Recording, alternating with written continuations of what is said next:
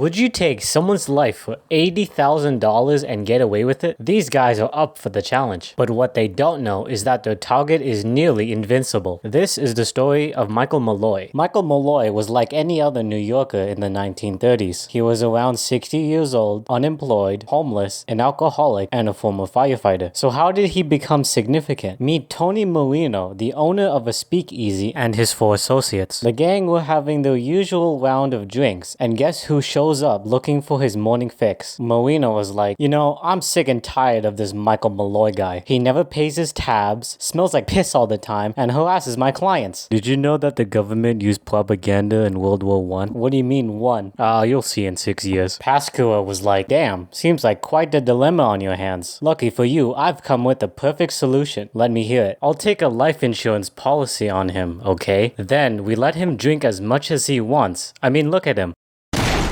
So once he's dead, we get all the money for ourselves. Keep in mind, this isn't Marino's first rodeo. A year earlier, he became friends with a homeless woman named Mabel. He convinced her to take a life insurance on herself, naming him the beneficiary. On one cold night, he force-fed her alcohol, took off her clothes, soaked her bed with ice water, and opened the window. The result is a frozen body like Jack Torrance in The Shining. The doctor arrived at the scene, examined the body, and was like, yep, looks like pneumonia to me. And Marino collected the money without getting caught. With the plan set in motion, it's time for phase 1. Pascua took out 3 policies on Malloy's life, with Joseph Murphy as the sole heir. If things goes as planned, the group would gain $3,576, which is like 81 grand in today's money. With all that in place, they begin phase 2. Hey, Malloy, guess what? Your tab is now unlimited. Cool, what does that mean? It means you can drink as much as you want, and we can't stop you. As expected, he ordered shot after shot, and the gang served with a wink and a smile. It gets to the point where Malloy drinks more than he can bear, but instead of dying or blacking out, he's like,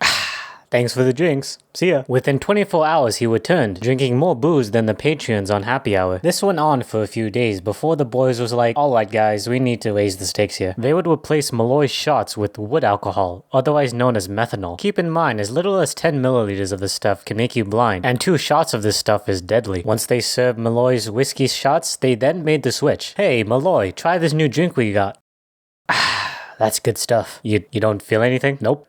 Anyway, see ya. They tried again for a few more nights. He came back for more. Gave him tainted oysters. Nothing happened. How about a sandwich made from rotten sardines, a heap of poison, and copper tax? The guy asked for another. Alright, this man's got an iron stomach or something. There's gotta be something else we can do. The gang drove him to a park, threw him into the snow, took off his shirt, soaked his body with water, and drove away. Surely Malloy bit the dust. But when Marino clocked in the next day, he's already there, half frozen and ready to drink. At this point, they said screw it. Ran the guy down with their friend's cab, then reversed over him for good measure. When Malloy failed to appear the following day, the gang was optimistic. They called all nearby hospitals and morgues, hoping to find where he ended up, but they're unable to find any information on Malloy. 5 days later, Malloy returned, limping to his seat with great thirst and no memory of the incident. It was only 7 months later when Michael Malloy finally died. The gang decided to try one last thing before icing some other guy. They took Malloy to Murphy's room, put a gas hose in his mouth, secured his head with a towel, and turned it on. Within an hour, Malloy stopped breathing, and soon met his fate. After burying the body and filing a claim, the gang received only $800 from one of the 3 policies. Feeling confident, Pascua tried his luck with the remaining 2. Hi, a friend of mine, Michael Malloy, died of pneumonia. Can I have money? Of course. We just need to see the body.